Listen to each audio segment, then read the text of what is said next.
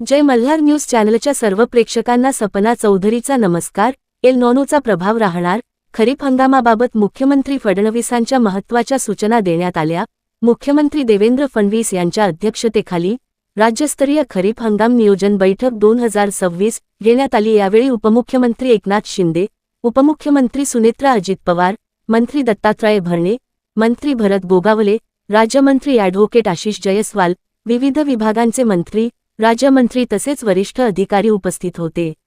नंदुरबारमध्ये बियाणे आणि खतांचा पुरेसा साठा, 98% बफर उपलब्ध, कमी पाण्यातील पिकांवर भर, शेतकऱ्यांना नियोजनबद्ध शेतीचे आवाहन, जलसंधारणावर अधिक लक्ष, शेततळे उभारणीला मिळणार प्राधान्य, पाणी जपून वापरा, कमी पाण्यात अधिक उत्पादन घ्या, शेतकऱ्यांना मार्गदर्शन।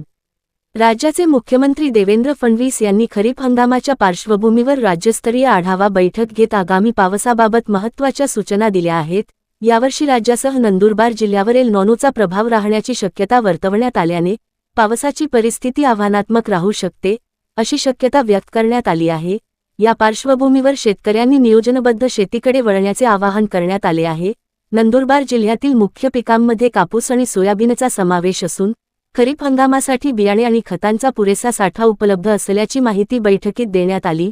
विशेष म्हणजे खतांचा तुटवडा निर्माण होऊ नये यासाठी जवळपास 98% बफर साठा उपलब्ध ठेवण्यात आला आहे।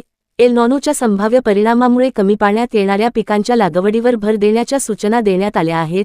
तसेच भविष्यात पाण्याची उपलब्धता कायम राहावी यासाठी शेततळे उभारणी, जलसंधारण आणि पाण्याचा योग्य वापर यावर अधिक भर देण्यात येत आहे।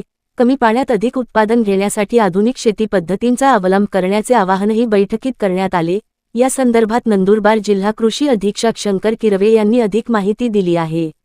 सपना चौधरी, जय मल्हार न्यूज, नंदुरबार। माननीय मुख्यमंत्री महोदय यांच्या आदेशाखाली राज्यस्तरीय खरीप हंगाम पूर्व बैठक पार पडली। यामध्ये माननीय मुख्यमंत्री यांनी सर्व खरीपाच्या अनुषंगाने पूर्वतयारीचा आढावा घेतला। त्यामध्ये प्रामुख्याने ही बाब होती की येणारा जो अल निनो आहे त्यामध्ये पावसाचे प्रमाण कमी राहण्याची शक्यता आहे। त्या अनुषंगाने माननीय मुख्यमंत्री यांनी बियाण्याच्या विषयी आढावा घेतला। आपल्या जिल्ह्याचा जर विचार केला तर सद्यस्थितीमध्ये आपलं जे मेन पीक आहे त्याच्यामध्ये सोयाबीन असेल, कापूस असेल किंवा इतर अनुषंगिक पिके असतील, त्याच्या बियाण्याच्या बाबतीमध्ये सध्या तरी कुठला तुटवडा नाहीये। आपल्याकडे मुबलक प्रमाणामध्ये बियाणे उपलब्ध आहे। खतांच्या बाबतीमध्ये सुद्धा आपल्याकडे युरियाचा मुबलक साठा आहे, DAPचा सुद्धा आपल्याकडे साठा आहे। खतांचा शॉर्टेज येऊ नये याकरता आम्ही बफर साठा सुद्धा आमच्याकडे संरक्षित केलेला आहे। जवळपास 98% आमच्याकडे बफर साठा हा शिल्लक आहे। त्याच्यामुळे खतांच्या बाबतीमध्ये शॉर्टेज येण्याची शक्यता नाही आणि प्रशासन सुद्धा त्यामध्ये पूर्व तयारीनिशी उतरलेलं आहे। पिकांच्या बाबतीमध्ये अशा सूचना आहेत की जे कमी पावसावर येणारे पीक आहेत किंवा कमी ताण सहन करणारे जे पिकं आहेत अशा पिकांच्या लागवडी करण्यावर भर आहे। मिक्स क्रॉप घेण्यासंबंधी आमचा हे आहे। त्यानंतर खरीपाच्या अगोदर, पावसाळ्याच्या अगोदर जे काही सॉइल कन्झर्वेशनचे आम्हाला कामं घेता येतील ते कामं सुद्धा आम्ही प्राधान्याने पूर्ण करतोय।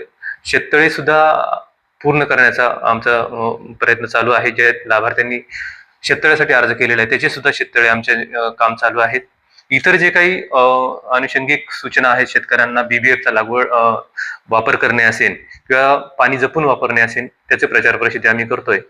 आणि येणाऱ्या हंगामामध्ये सर्व आपण जे काही संकट आलेले त्याच्यामध्ये आपण पूर्ण खरीप हंगामामध्ये यशस्वी होऊ असा मला विश्वास आहे। सर्वात अगोदर प्रशासनामार्फत माझी सूचना राहील की ज्या शेतकऱ्यांकडे पाण्याचं प्रमाण कमी आहे त्या ठिकाणी जास्तीत जास्त BBFचा वापर करणे असेल, सरीबरंब्याचा वापर करणे असेल, मल्चिंगचा वापर करणे असेल आणि ज्या शेतकऱ्यांकडे शेततळे असेल किंवा विहिरीचे वगैरे साधनं असतील अशा शेतकऱ्यांनी जपून आपल्या पाण्याचा वापर केला पाहिजे। कालचं जर प्रेडिक्शन आपण जर बघितलं तर सुरुवातीचा पाऊस हा नॉर्मल राहण्याची शक्यता आहे, परंतु जर खंड जर पडला तर शेततळ्याच्या पाण्याचा आपल्याला वापर करता येईल, ड्रिपचा आपल्याला या ठिकाणी आपल्याला पाण्याचा वापर करता येईल।